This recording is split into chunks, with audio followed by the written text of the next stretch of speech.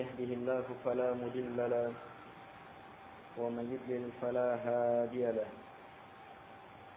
وأشهد أن لا إله إلا الله وحده لا شريك له وأشهد أن محمدا عبده ورسوله يا أيها الذين آمنوا اتقوا الله حق تقاته ولا تموتن إلا وأنتم مسلمون يا أيها الناس اتقوا ربكم الذي خلقكم من نفس واحدة وخلق منها زوجها وبث منهما رجالا كثيرا ونساء واتقوا الله الذي تساءلون به والأرحام إن الله كان عليكم رقيبا يا أيها الذين آمنوا اتقوا الله وقولوا قولا سديدا يصلح لكم أعمالكم ويغفر لكم ذنوبكم ومن يطع الله ورسوله فقد فاز فوزا عظيما أما بعد فإن أصدق الحديث كتاب الله وخير الهدي هدي محمد صلى الله عليه وعلى آله وسلم وشر الأمور محدثاتها وكل محدثة بدعة وكل بدعة ضلالة وكل ضلالة في النار. Jemaah pengajian yang dimuliakan oleh Allah Subhanahu wa taala.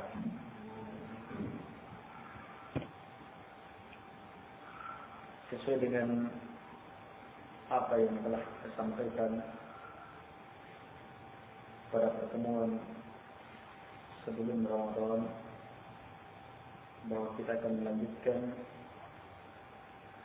kajian kita dalam membaca kitab Al-Ubudiyah ini di dalam bulan Ramadan, dan waktunya dirubah sehabis salat asar. Saya bersyukur kepada Allah Subhanahu wa taala atas terwujudnya rencana ini. Semua ini semata-mata karena Allah Subhanahu wa taala. Kalau saja Allah Subhanahu wa taala tidak menginginkannya, maka tidak akan mungkin jadi. Tetapi karena Allah Subhanahu wa taala menginginkannya, maka hari ini kita mengharapkan ridha Allah Subhanahu wa taala di balik keinginan ini. Jemaah yang dimuliakan oleh Allah Subhanahu wa taala. Pada pertemuan yang lalu kita telah sampai pada pembahasan jenjang-jenjangnya penghambaan, disebabkan karena berjenjang-jenjangnya iman, dan telah disebutkan di antara makna kedalaman penghambaan yang berhubungan dengan harta, penghambaan yang berhubungan dengan keduniaan, tentang kondisi orang yang terikat dengan kedudukan, terikat dengan bentuk, dengan gambar, dengan keduniaan. Mereka-mereka yang jika hal-hal itu mereka berhasil dapatkan, maka mereka ridha. Jika tidak, maka mereka murka, tidak ridha terhadapnya. Maka kondisi seperti ini adalah kondisi penghambaan. Orang yang keridaannya karena keduniaan, keridaannya karena kedudukan, keridaannya terhadap wanita, keridaannya karena harta, keridaannya karena gambar, jika hal itu terwujud mereka ridha. Jika hal itu mereka tidak peroleh, mereka pun marah. yang seperti ini adalah hamba perkara-perkara itu. Sebagaimana sabda Nabi SAW ketika mendoakan celaka mereka-mereka yang merupakan hamba dinar, hamba dirham. Nabi SAW menjelaskan sifatnya, in a'tiya radiya wa illam yu'tas fakhir. Jika diberi mereka ridha, dan jika tidak diberi mereka marah. Ridhonya karena dunia, marahnya karena dunia. Sebaliknya hamba Allah Subhanahu wa taala yang betul-betul memperhambakan diri kepada Allah Subhanahu wa taala, mereka adalah orang-orang yang ridhonya karena Allah Subhanahu wa taala, bencinya juga karena Allah Subhanahu wa taala. Sehingga mereka mencintai karena Allah Subhanahu wa taala, membenci karena Allah Subhanahu wa taala, memberi, mendukung, tidak memberi, tidak mendukung, semuanya karena Allah Subhanahu wa taala. Yang seperti ini adalah hamba Allah Subhanahu wa taala yang sampai ke dalam jenjang-jenjang kesempurnaan iman. Allah Subhanahu wa taala bersabda, "Man ahabba lillah wa abghada lillah wa a'ta lillah wa mana'a lillah faqad istakmala al-iman." Siapa yang mencintai karena Allah, membenci karena Allah, memberi karena Allah Subhanahu wa taala, dan tidak memberi juga karena Allah Subhanahu wa taala, mereka ini, kata Nabi sallallahu alaihi wasallam, faqad istakmala al-iman, sungguh telah sempurna imannya. Sungguh telah sempurna imannya. Baik. Selanjutnya kata beliau, wa amma idza sami'a fi amrin min al-umuri wa rajahu fa inna qalbahu yata'allaqu bihi fa yasiru faqiran ila husuli wa ila man yadhunnu annahu sababun fi husuli wa hadha fil mal wal jah was suwari wa ghairi dhalik. Dan adapun jika seseorang tamak terhadap perkara dari perkara-perkara dan betul-betul mengharapkan perkara itu, dalam kondisi ini maka hati orang ini akan terikat, tergantung kepadanya. Perhatikan, ini yang perlu dipahami dulu. Kondisi adanya keterikatan hati. Kapan? Ketika ada tamak. Ketika ada keinginan yang betul-betul ingin terhadap perkara apa saja, maka di sana hati akan terikat kepadanya. Apa sebabnya? Selanjutnya, kalau kekuatannya berkelanjutan, fayasiru faqiran ila husul, maka dia akan menjadi fakir. Kepada apa? Kepada terwujudnya hal itu. Dan kepada siapa? Dan kepada orang-orang yang dia sangka menjadi sebab terwujudnya hal itu. Jadi sini ada dua arah. Asalnya muncul keterikatan, ketergantungan hati kepada sesuatu itu ketika ada tamak terhadapnya. Ketika ada tamak terhadapnya. Tamak ini akan melahirkan fakir. Betul-betul perlu terhadapnya dan terhadap orang-orang yang dia sangka bisa mewujudkannya. Ini kata beliau dalam perkara harta, kedudukan, bentuk-bentuk, gambar-gambar, dan lain-lainnya. Tanya harta, orang terikat, dia ingin betul mendapatkan hal itu. Tamak betul ingin mendapatkan hal itu. Maka hal ini merupakan ikatan dia dengan hatinya.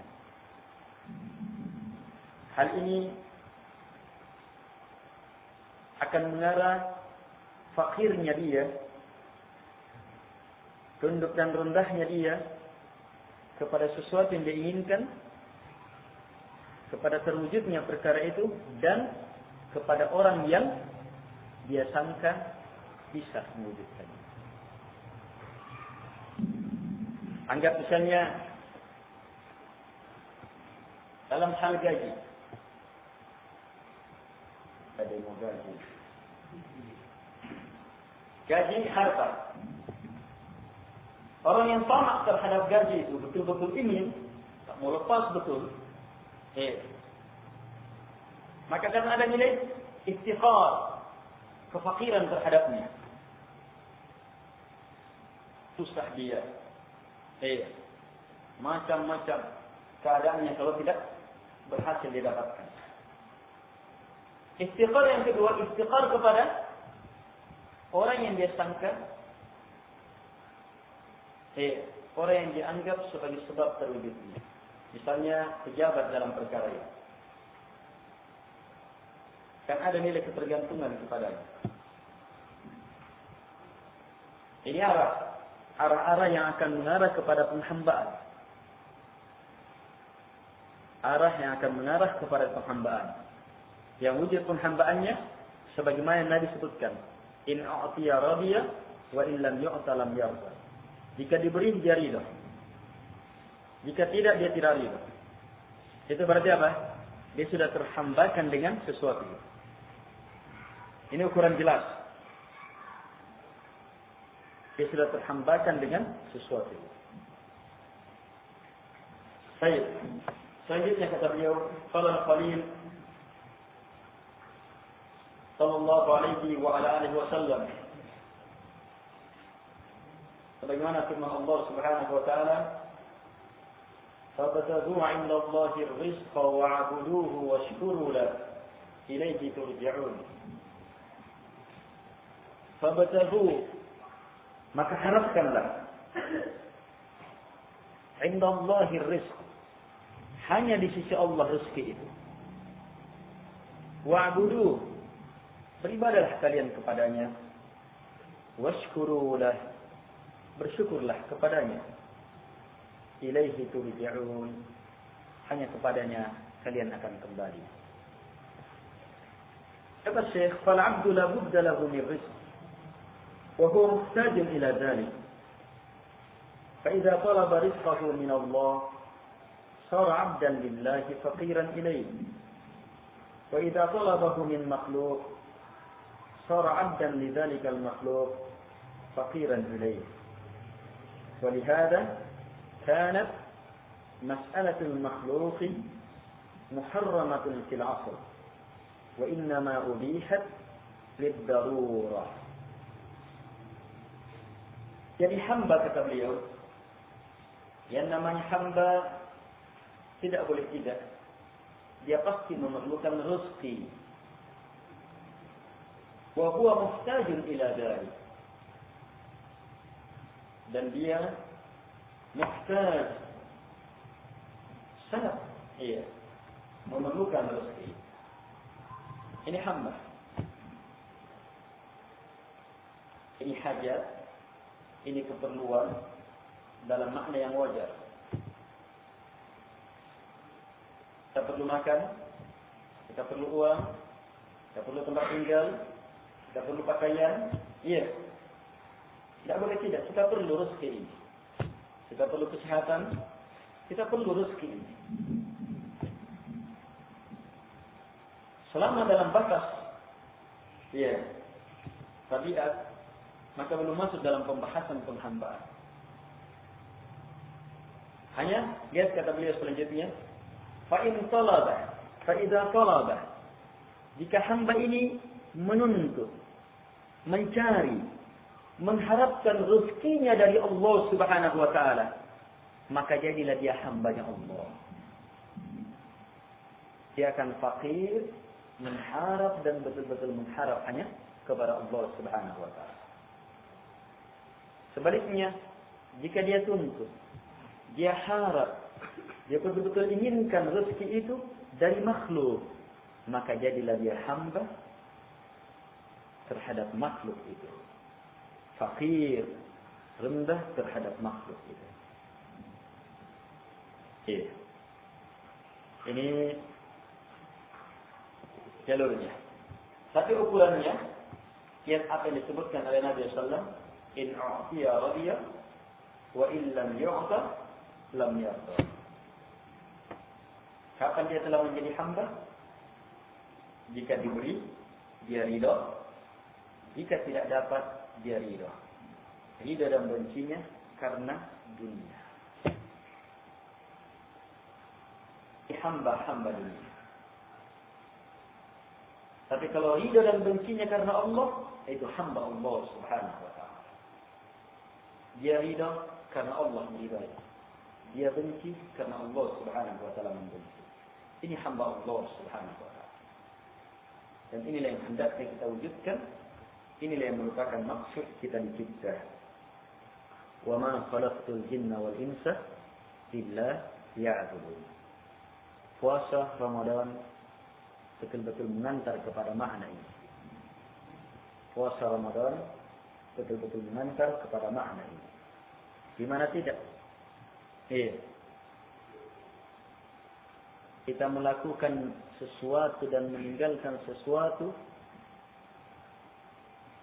dengan puasa Ramadan ini pada perkara-perkara yang di luar Ramadan halal, mubah.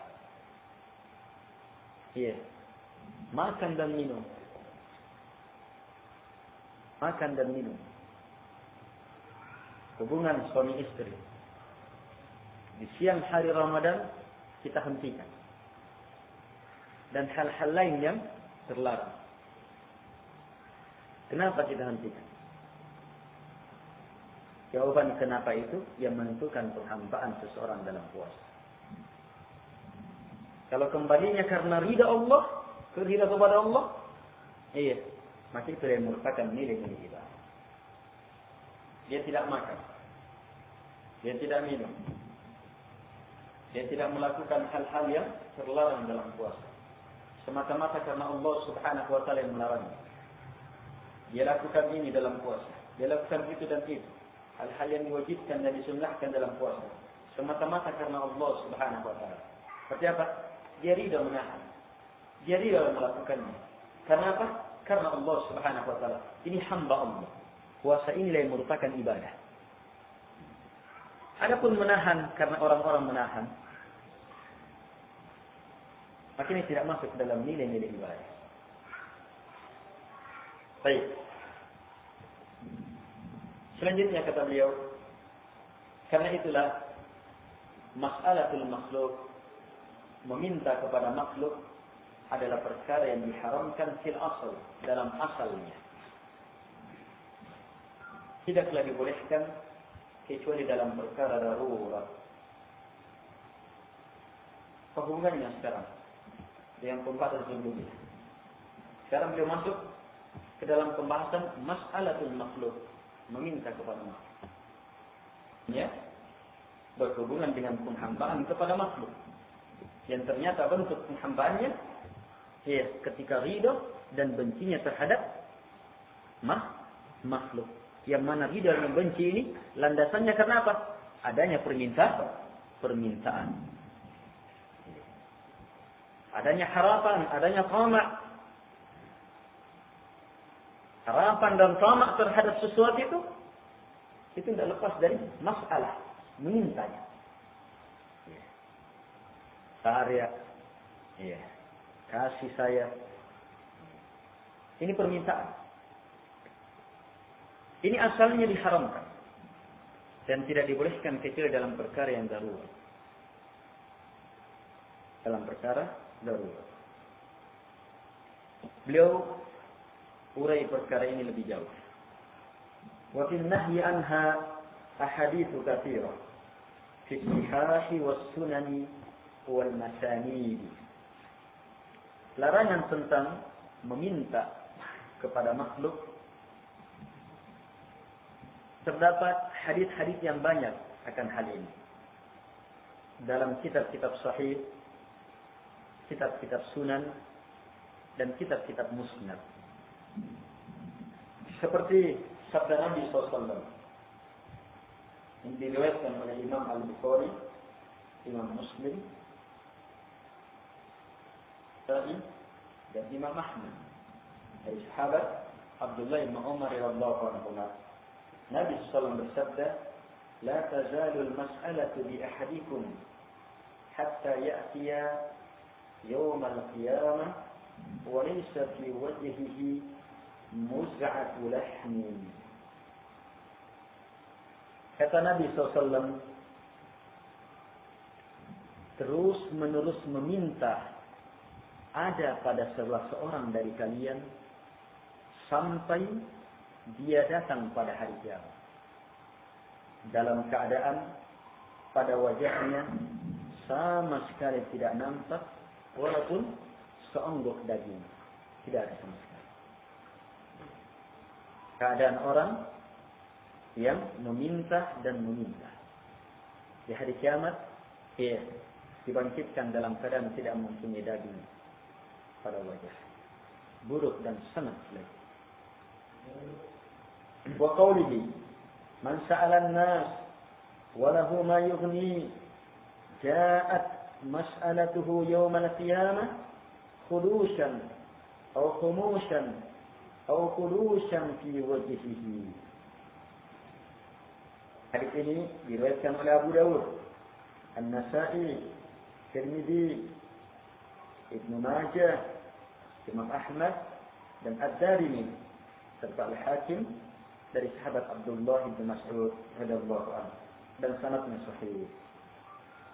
Nabi sallallahu bersabda, siapa yang sa'ala, siapa yang meminta kepada orang-orang sementara dia memiliki sesuatu yang mencukupinya, maka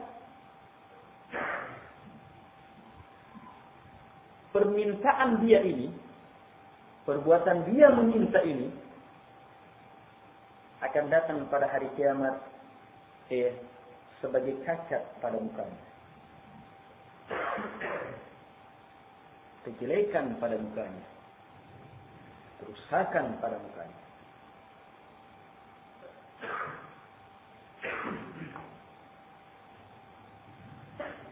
Ini ancaman. Hadis lain diriwayatkan oleh Imam Ahmad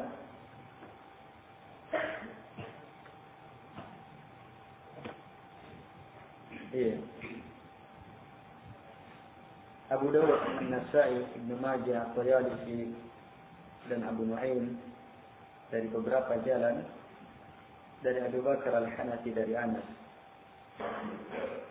Hanya sanadnya ada sedikit kelemahan li jahalati Abu Bakar Al-Hanafi. Hanya dikuatkan oleh hadis setelahnya. La tahillu al-mas'alatu illa li ghurmin mufdi' aw damin muji' aw faqrin mudqi'. Kata Nabi SAW, tidak halal meminta kecuali mereka yang mempunyai pinjaman yang betul-betul mencekik, atau darah yang betul-betul menyakitkan, artinya tanggungan darah yang harus dia bayar betul, atau kefakiran, ketiadaan yang betul-betul mendesak dia. Wa hadzal makna fi sahih, kata beliau, makna ini terdapat dalam hadis sahih. Baik, wa fihi ayda hadis lain diriwayatkan oleh Imam Al-Bukhari, Imam Ahmad, Al-Baihaqi, Ibnu Majah dan Waqi' dalam Az-Zuhd dari sahabat Az-Zubair Ibn Al-Awwam radhiyallahu anhu. Nabi sallallahu bersabda, la ya'khudha ahadukum habla fayadhhaba fayatahattaba khairul lahu min an yas'ala an-nas a'tawhu aw mana'uhu. Kata Nabi sallallahu, Nabi bersumpah, sungguh betul-betul salah seorang dari kalian mengambil talinya, kemudian berangkat, selanjutnya pergi mencari kayu bakar, diambil tali, kemudian berangkat mencari dan memungut kayu bakar, ini lebih baik bagi dia daripada dia meminta kepada manusia. Apakah orang memberinya atau tidak memberinya. Hadis lain, hadis ini hadis sahih. Rasulullah SAW bersabda,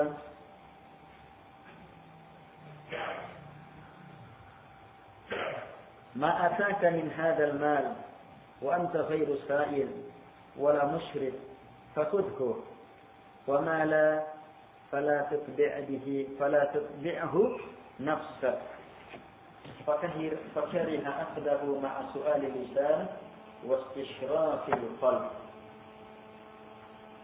Kata Nabi SAW, apapun yang datang kepada engkau berupa harta ini, dalam keadaan anta ghairu sa'il, datang harta kepadamu dalam keadaan kamu tidak memintanya, wala musyrik, dan dalam keadaan kamu tidak musyrik. Dua, tidak meminta dan tidak musyrik. Bentar dijelaskan. Fakhudhu, maka ambil. Wa mala, dan selama tidak, fala tutbi'hu nafsak.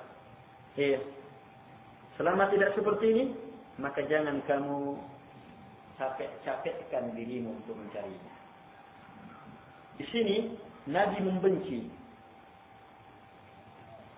mengambil harta itu ketika disertai dengan permintaan lisan dan istishrafil qalb, kata Syekhul Islam.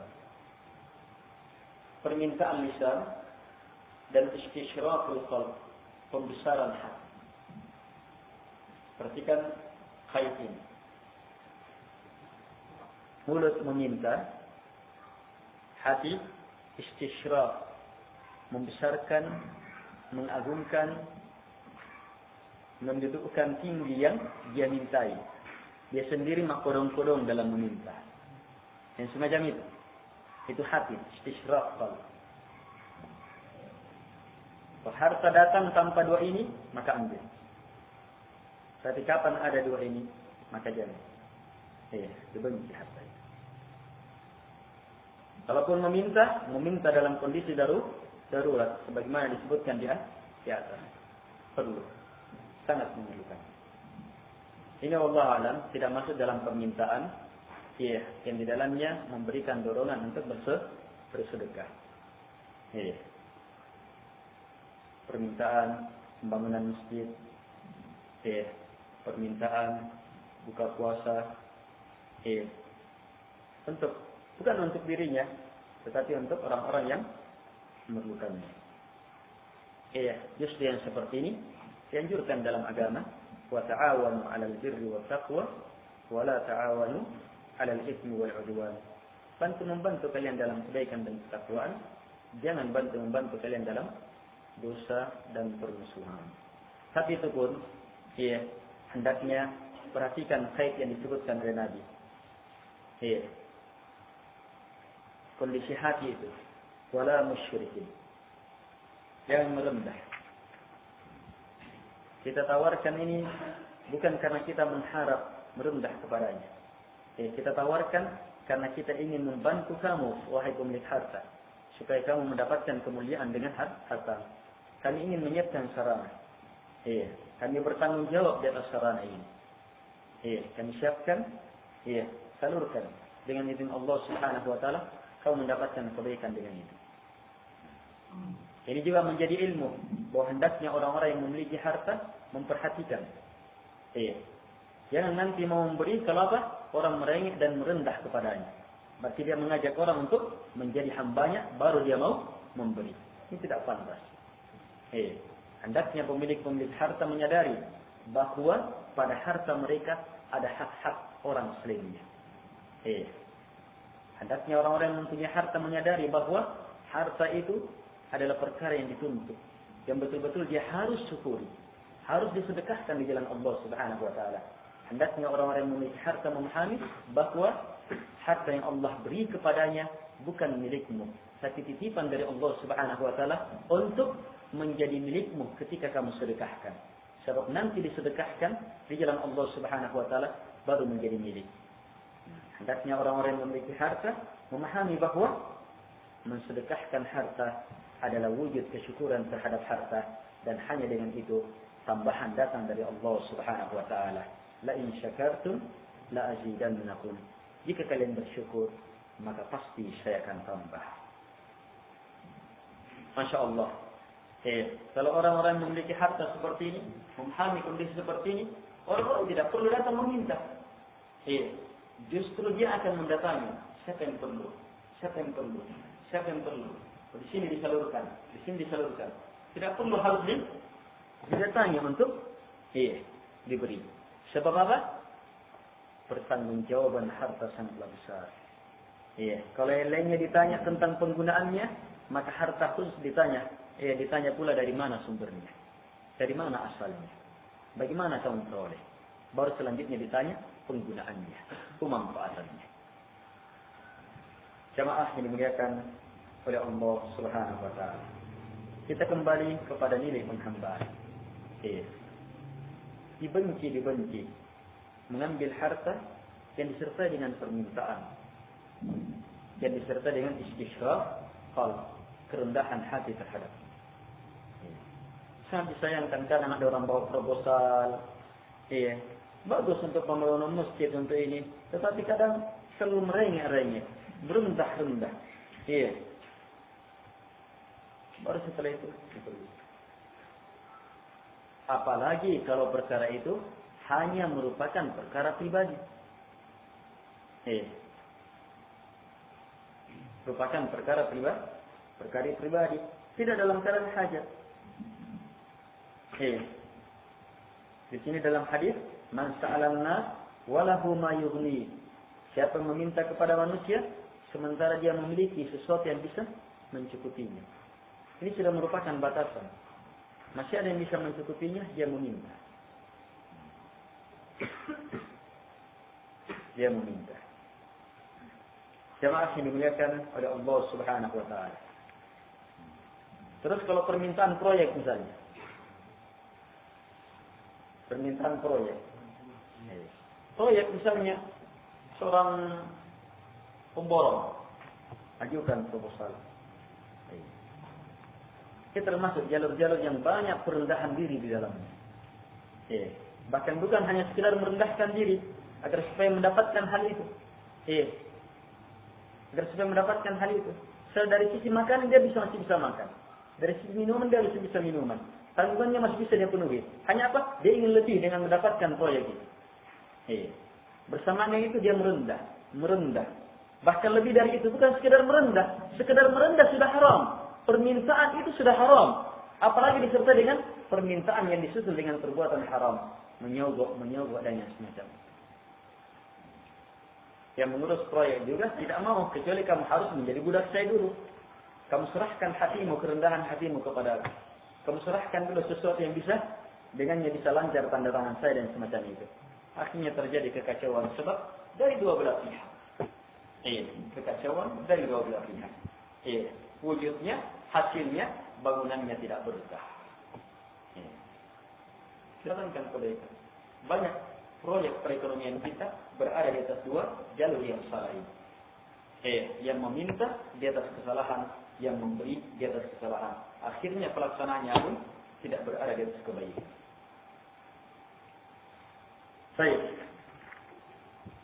Wa qala fil hadits sahih, man istaghni yughnihi Allah wa man yasta'fif yu'affiha.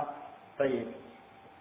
Yu'iffahu Allah wa man yatasabbar yusabbirhu Allah.